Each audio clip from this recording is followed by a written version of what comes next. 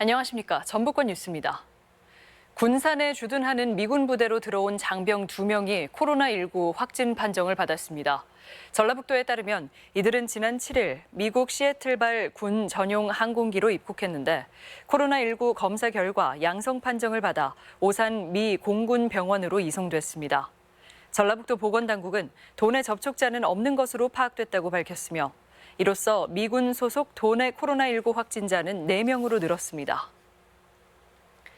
고 박원순 서울시장을 추모하는 전북 지역 시민사회 연대회의는 어제부터 전주에 있는 뉴타운 장례식장에 분향소를 마련하고 도민들의 문상을 받고 있습니다.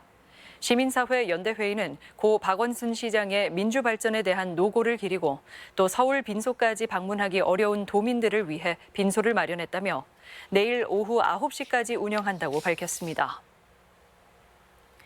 파산으로 경매에 넘겨졌던 국내 최대 태양광 소재 생산업체 익산의 넥솔론 공장 유찰이 거듭되고 있습니다. 3년간 방치돼 시설 훼손으로 공장 재활용이 불가능할 가능성이 높아지면서 특단의 대책을 요구하는 목소리가 높습니다. 송인호 기자입니다. 익산 넥솔론이 법원의 5차 경매에서도 새 주인을 찾지 못했습니다. 3년 동안 전기도 끊어진 채 방치돼 공장 재활용이 어려워지면서 이제는 새로운 길을 찾아야 한다는 목소리가 높아지고 있습니다. 전문가들은 먼저 새만금 태양광 사업에 넥솔론을 인수한 기업 제품을 우선 사용하는 등 인센티브 제시가 필수적이라고 꼽고 있습니다. 또 중국의 저가 공세를 벗어나기 위해서 효율이 높은 단결정 웨이퍼를 전문적으로 생산하도록 체질을 개선해야 하는데 이럴 경우에는 정부의 소부장 육성 정책, 즉 소재와 부품, 장비의 국산화 정책 대상에 포함돼 지원을 받아야 한다는 것입니다. 회생을 하려면은 국가적으로 그 소부장 차원에서 R&D에 대한 지원, 그다음에 장비에 대한 지원이 반드시 이루어져야 된다. 한때 천여 명의 정규직이 근무했던 넥솔론. 직원 80%가 새로운 직장을 찾아 익산을 떠났지만 그래도 고향에서 일할 기회를 갖고 싶다는 희망도 여전합니다. 하지만 정부는 WTO 규정상 민간 기업 지원은 불가능하다고 손을 놓고 있고 이런 주장들을 엮어서 넥솔론을 살려내야 할 지방 정부와 정치권도 시큰둥해 보입니다. 똘똘 뭉쳐가지고 이 해법을 찾으려고 하는 그런 노력이 좀 부족하지 않았나. 그게 좀 가장 아쉬운 부분이라고. 이러는 사이 넥솔론 회생을 위한 골든타임은 갈수록 허비되고 있습니다. MBC 뉴스 송윤호입니다.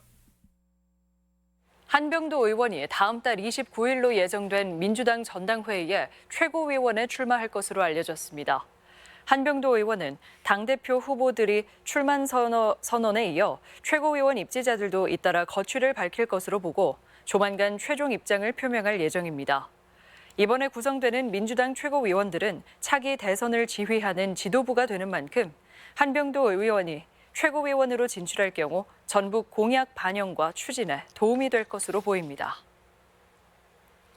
전주의 착한 임대인들이 재산세 감면 혜택을 받습니다.